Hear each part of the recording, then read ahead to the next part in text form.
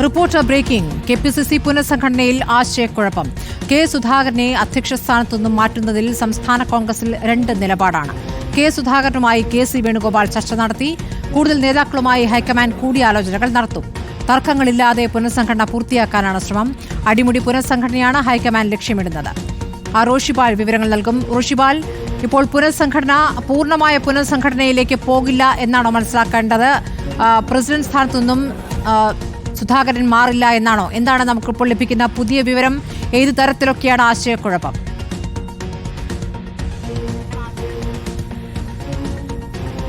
സ്മൃതി, രാജ്യവ്യാപകമായി മുഖം മാറാനുള്ള തയ്യാറെടുപ്പാണ് ഇപ്പോൾ കോൺഗ്രസ് നേതൃത്വത്തിന്റെ ഭാഗത്ത് ഉണ്ടാകുന്നത്. അതിന്റെ ഭാഗമായിട്ട് സംസ്ഥാനത്ത് കെപിസിസി നേതൃത്വത്തിൽ ഒരു അടിമുടി പുനഃസംഘടനയാണ് ഹൈക്കമാൻഡ് ലക്ഷ്യമിടുന്നത്. പക്ഷേ സംസ്ഥാനത്ത് പുനഃസംഘടന നടക്കുമ്പോൾ തന്നെ കെപിസിസി അധ്യക്ഷ പദവിയിൽ നിന്നും കെ സുധാകരനെ മാറ്റരുതെന്ന അഭിപ്രായം ഒരു വിഭാഗം ഉയർത്തുന്നുണ്ട്. പക്ഷേ കെ സുധാകരനെ മാറ്റാതെ പുനഃസംഘടനയുമായി മുന്നോട്ട് പോകുന്നതിൽ അർത്ഥമില്ലെന്ന് മറുവിഭാഗവും പറയുന്നു. ഏതായാലും അതിന് കാരണങ്ങൾ അവർ ഒട്ടനവധി ചൂണ്ടിക്കാട്ടുന്നുണ്ട്. കാരണം പ്രധാനപ്പെട്ട ചില നാക്കുപിഴകൾ അല്ലെങ്കിൽ പ്രധാന ഘട്ടങ്ങളിൽ വിവാദങ്ങൾ ഉണ്ടാക്കുന്ന പ്രസ്താവനകൾ, ആരോഗ്യ പ്രശ്നങ്ങളുണ്ട് സുധാകരന്. പക്ഷേ സുധാകരനെ അനുകൂലിക്കുന്നവർ ഇതൊക്കെ നിഷേധിക്കുന്നു. അത്തരത്തിൽ ആരോഗ്യ പ്രശ്നങ്ങളൊന്നും കെ സുധാകരനില്ല.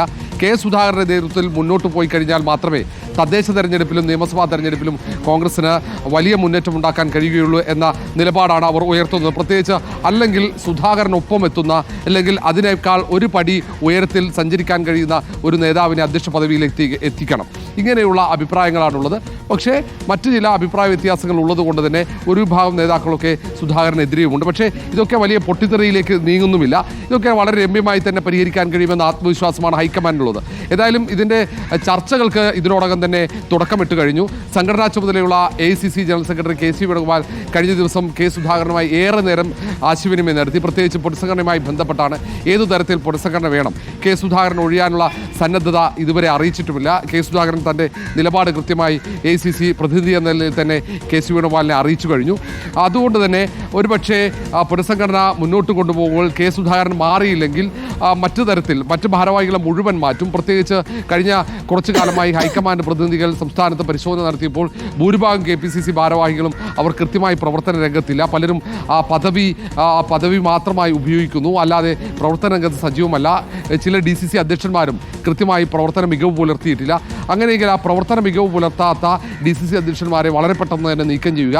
അതിന് ഒപ്പം തന്നെ KPCCയിലെ ഭാരവാഹികൾ വളരെ വലിയ കമ്മിറ്റിയാണ്, ജംബോ കമ്മിറ്റിയാണ്. ആ ജംബോ കമ്മിറ്റി ഇനി വേണ്ടതില്ല.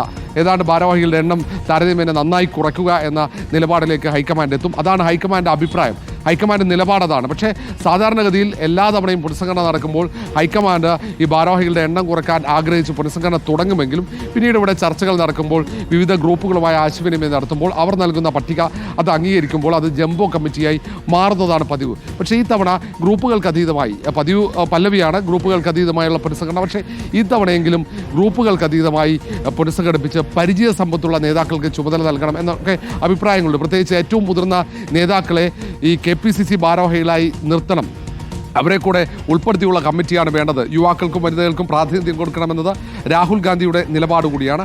ആ നിലപാടനുസരിച്ച് യുവാക്കൾക്കും വനിതകൾക്കും പ്രാതിനിധ്യം നൽകുന്നതിനൊപ്പം തന്നെ പരിചയസമ്പന്നരായ നേതാക്കളെ കൂടി ഭാരവാഹികളാക്കി ഉൾപ്പെടുത്തിക്കൊണ്ട് മുന്നോട്ട് പോയാൽ തെരഞ്ഞെടുപ്പിലടക്കം യുവാക്കളെ കൊണ്ടുവരുന്നതിൽ പാർട്ടി വിജയിച്ചിട്ടുണ്ട്. പക്ഷേ പുനഃസംഘടനയിൽ ഗ്രൂപ്പിന് അതീതമായുള്ള പുനഃസംഘടന എത്രത്തോളം കോൺഗ്രസിൽ പ്രായോഗികമാണ്? ഇനിയിപ്പോൾ തദ്ദേശ തെരഞ്ഞെടുപ്പ് വരുന്നു, അത് കഴിഞ്ഞ് നിയമസഭാ തെരഞ്ഞെടുപ്പ് വരുന്നു. അപ്പോൾ ഈ തെരഞ്ഞെടുപ്പുകളിലേക്ക് അടുക്കുന്ന ഘട്ടത്തിൽ പാർട്ടിക്കകത്ത് ഒരു സംഘർഷത്തിന്റെ സാഹചര്യത്തിലേക്ക് അല്ലെങ്കിൽ ഗ്രൂപ്പ് തിരിഞ്ഞുള്ള ഒരു സംഘർഷത്തിലേക്ക് നീങ്ങാതിരിക്കാനുള്ള ശ്രമങ്ങളും ഒരു വശത്ത് ഉണ്ടാകുമല്ലോ. അപ്പോൾ എന്താണ് നമുക്ക് ഇതുമായി ബന്ധപ്പെട്ട് നൽകാവുന്ന വിവരം?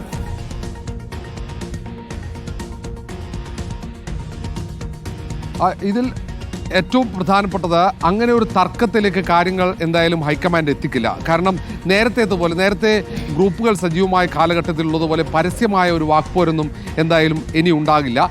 അങ്ങനെയുള്ളൊരു സാഹചര്യം ഒരിക്കലും ഒരുക്കുകയില്ല. ഇപ്പോൾ വളരെ രഹസ്യമായി തന്നെയുള്ള ചർച്ചകൾ, കൂടിയാലോചനകൾ, അത് വളരെ ആരോഗ്യകരമായ ചർച്ചകളും ആരോഗ്യകരമായിട്ടുള്ള നിലപാടുകളും മാത്രമാണ് ഇപ്പോഴുള്ളത്. ഇപ്പോൾ നേതാക്കളെ അവരുടേതായ നിലപാടുകൾ ഹൈക്കമാൻഡിനെ അറിയിക്കുന്നു. അതേപോലെ തന്നെ തിരിച്ചുള്ള ചർച്ചകൾ, ഒരു പിടിവാശിയും ആരുടെ ഭാഗത്തുനിന്നും ഇതുവരെ ഉണ്ടായിട്ടില്ല.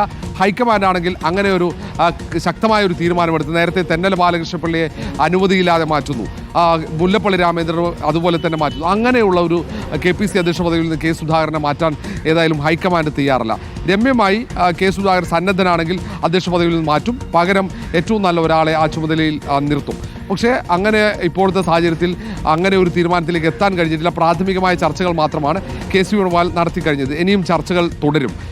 നല്ലൊരു മുഖമാറ്റം വേണമെന്ന ഹൈക്കമാൻഡിൻ്റെ നിലപാട്, അത് പ്രാവർത്തികമാക്കാനുള്ള ശ്രമം ഹൈക്കമാൻഡിൻ്റെ ഭാഗത്തുനിന്നുണ്ടാകുമെങ്കിൽ പോലും കെ സുധാകരനെ വിശ്വാസത്തിലെടുത്തുള്ള ഒരു പുനഃസംഘടന മാത്രമേ ഏതായാലും തൽക്കാലത്തേക്ക് സംസ്ഥാനത്ത് നടക്കാൻ സാധ്യതയുള്ളൂ. പക്ഷേ മറുഭാഗം അങ്ങനെയല്ല, കെ സുധാകരനെ മാറ്റണം എന്ന് ശക്തിയുക്തം നിലപാടെടുക്കുന്നുണ്ട്. പക്ഷേ പരസ്യമായ ഒരു തർക്കത്തിലേക്ക് എന്തായാലും കൊണ്ടുപോകില്ല. പ്രത്യേകിച്ച് കോൺഗ്രസ് കഴിഞ്ഞ തവണ ഭരണം നഷ്ടമായതാണ്. വീണ്ടും അങ്ങനെയുള്ള ഒരു അവസരം ഉണ്ടാക്കാൻ സംസ്ഥാനത്ത് ഒരു നേതാക്കളും ആഗ്രഹിക്കുന്നില്ല.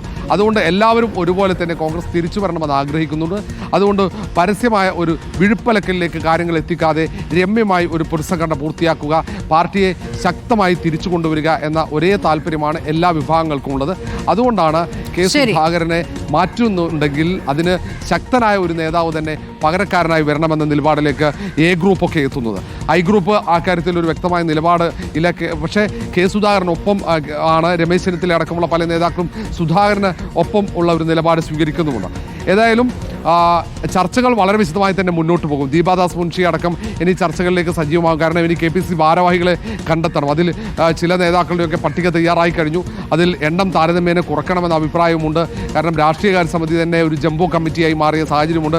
KPCC ജംബോ കമ്മിറ്റി ആയതുകൊണ്ട് വളരെ വിശദമായ കൂടിയാലോചന നടക്കാനുള്ള ബുദ്ധിമുട്ട് കാരണമാണ് രാഷ്ട്രീയകാര്യ സമിതി അതിന് മുകളിൽ രൂപം നൽകിയത്. പക്ഷേ രാഷ്ട്രീയകാര്യ സമിതി പോലും വിളിച്ചു ചേർക്കാൻ പറ്റാത്ത രീതിയിൽ എണ്ണം അതിലെ അംഗങ്ങളുടെ എണ്ണം വർദ്ധിച്ച ഒരു സാഹചര്യമുണ്ട്.